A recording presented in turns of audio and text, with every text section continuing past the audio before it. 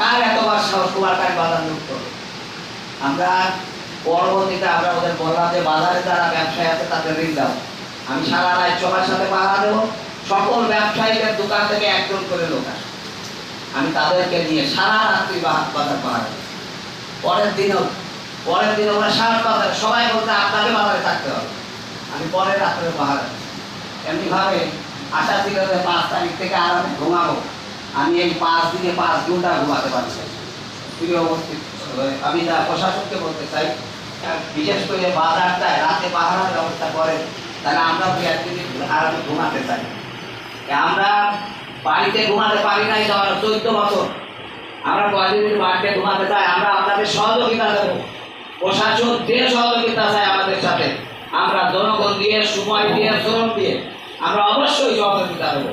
কিন্তু আমাদের এখানে যে পরিস্থিতির সৃষ্টি হয়েছে,